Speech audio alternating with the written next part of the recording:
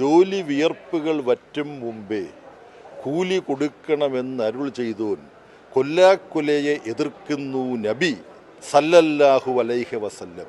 അവസാനം പറഞ്ഞത് ശരിയാണോ എന്ന് എനിക്ക് അറിഞ്ഞൂടാ. നബി എന്ന് പറയുമ്പോൾ പ്രവാചകനായ മഹാനായ നബി എന്നുള്ളതിനുള്ള അറബിക് വാക്കുകളാണ്. ഇത് ഞാൻ ഒരിക്കൽ വായിച്ച ഓർമ്മയിൽ നിൽക്കുകയാണ്. അപ്പം നബിദിനവും പട്ടിണിയില്ലാത്ത എല്ലാവരും സന്തോഷത്തോടും സമൃദ്ധിയിലും ജീവിക്കുന്ന ഒരു കാലത്തെക്കുറിച്ചാണ് പ്രവാചകനായ നബി തിരുമേനി പറഞ്ഞിരുന്നത്. സമൃദ്ധിയുടെ ഓണനാളുകൾ എന്ന് പറയുമ്പോൾ കഷ്ടപ്പെടുന്നവനെ കൂടി ചേർത്ത് നിർത്തുന്നതാകണം എന്ന സന്ദേശം ഉയർത്തിക്കൊണ്ട് പത്തനംതിട്ടയിലെ DYFI പ്രവർത്തകർ ഇപ്പോൾ പത്തനംതിട്ട ജനറൽ ആശുപത്രിയിൽ ഓണസദ്യ വിളമ്പുകയാണ്. ഇവിടെ ഈ ആശുപത്രിയിലുള്ള എല്ലാവർക്കും ഓണസദ്യ കൊടുത്തുകൊണ്ട് വലിയൊരു മാനവികതയുടെ മാതൃക കൂടിയാണ് DYFI പത്തനംതിട്ട ഇവിടെ തീർക്കുന്നത്. ഇവിടെ ഓണസദ്യ വിളമ്പാനെത്തിയിരിക്കുന്നത് പാർട്ടി ജനറൽ സെക്രട്ടറി തന്നെയാണ്. വർഷങ്ങളായി തുടരുന്ന ഒരു സേവന മാതൃകയാണ് DYFIയുടെ പൊതുച്ചോറ് വിതരണം ആശുപത്രികൾ കേന്ദ്രീകരിച്ച്. ഇപ്പോൾ ഈ ഓണനാളിലും അത് മുടങ്ങാതെ തുടരുകയാണ്. എങ്ങനെയാണ് ആ വിജയ മാതൃകയെ നോക്കിക്കാണുന്നത്? DYFI നടത്തുന്നത് വളരെ മാതൃകാപരമായ ഒരു പ്രവർത്തനമാണെന്ന് നിങ്ങൾ പറഞ്ഞത് ശരിയാണ്.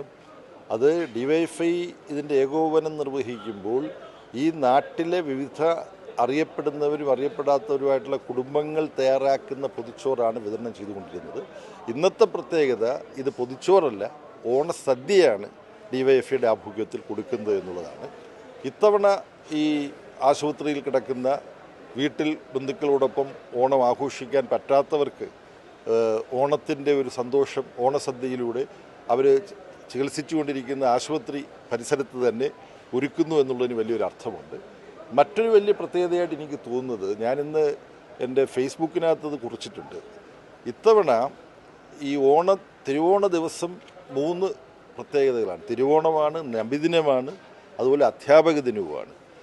ഇവയ്ക്കൊക്കെ തമ്മിൽ പരസ്പര ബന്ധമുണ്ട്.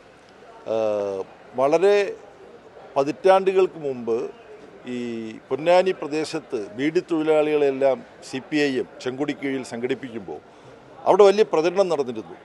ഇത് ദൈവത്തിനൊക്കെ എതിരായിട്ടുള്ള ഒരു പ്രസ്ഥാനമാണ് ഈ കമ്മ്യൂണിസ്റ്റ് പാർട്ടി. ഇതിലൊക്കെ നിങ്ങൾ ഇസ്ലാമിൽ വിശ്വസിക്കുന്ന നിങ്ങൾ എന്തിനാണ് പോകുന്നത്? കൂടുതലും മുസ്ലിങ്ങളാണ്.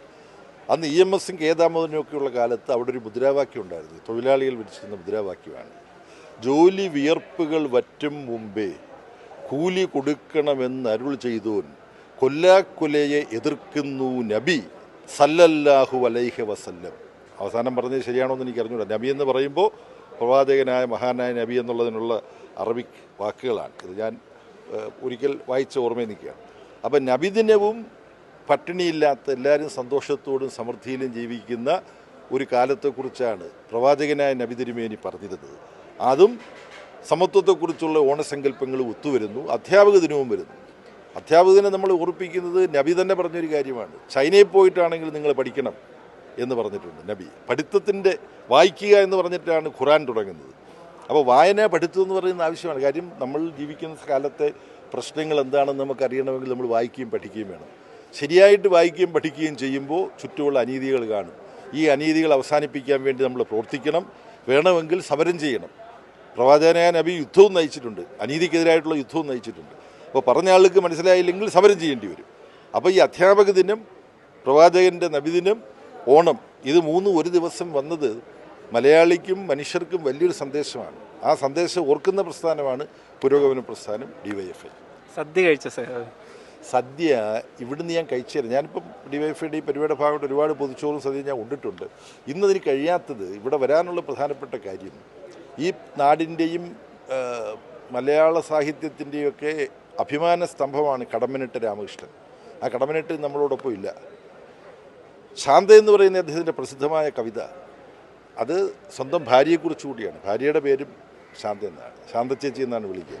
അപ്പോൾ ശാന്ത ചേച്ചി, ഞാൻ ഇവിടെ ഒന്നുമില്ല, ഞാൻ ഏതൊക്കെയോ സ്റ്റേറ്റിൽ നടക്കുമ്പോൾ എന്നോട് വിളിച്ചിട്ട് പറഞ്ഞു, എത്ര കാലം നമുക്ക് ഓണത്തിന് ഒരുമിച്ച് ഉണ്ടാകാൻ പറ്റുമെന്ന് അറിഞ്ഞുകൂടാ, അതുകൊണ്ട് ഈ ഓണത്തിന് വീട്ടിൽ വരണം എന്ന് പറഞ്ഞു. അപ്പോൾ വരാൻ പറ്റുമെന്നും ഞാൻ വിചാരിച്ചിരുന്നില്ല.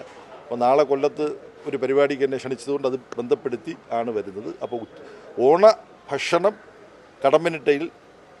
കവി കടമ്മനിട്ടയുടെ വീട്ടിൽ ശാന്തേട്ടത്തിയോടൊപ്പമാണ്. ഭാര്യ ബെറ്റിയും വന്നിട്ടുണ്ട്, ഉദയഭാനു, ആരൊക്കെ വരാൻ പറ്റുമെന്നുള്ള പറഞ്ഞിട്ടുണ്ട്. അപ്പോൾ പത്തനംതിട്ട പാർട്ടി അറിയിക്കാൻ എനിക്കിവിടെ വരാൻ പറ്റില്ലല്ലോ. ജില്ലയിൽ കാലുകുത്തണമെങ്കിൽ ഇവരുടെ സമ്മതം വേണമല്ലോ.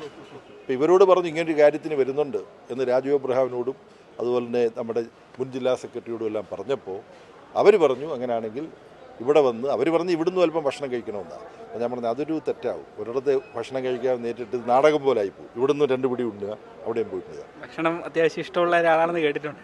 മനുഷ്യർക്കെല്ലാം ഭക്ഷണം ഇഷ്ടമല്ലേ? ഭക്ഷണം ഇഷ്ടമാണ്. എന്നാൽ ഭക്ഷണത്തിനെക്കുറിച്ച് ആർത്തിയില്ല. താൻ പട്ടിണിയും കിടന്നിട്ടുണ്ട്, ഇനി കിടക്കാനും ബുദ്ധിമുട്ടില്ല. പക്ഷേ ഓണത്തിന് നമ്മൾ പട്ടിണി കിടന്നുകൂടല്ലോ. അപ്പം ഇവിടുന്ന് ഉണ്ടാത്തതിൻ്റെ കാരണം ശാന്തേട്ടത്തിലൂടെ ഭക്ഷണം കഴിക്കണം. വളരെ സന്തോഷം. നല്ലൊരു തിരുവോണത്തിന് ആശംസകൾ.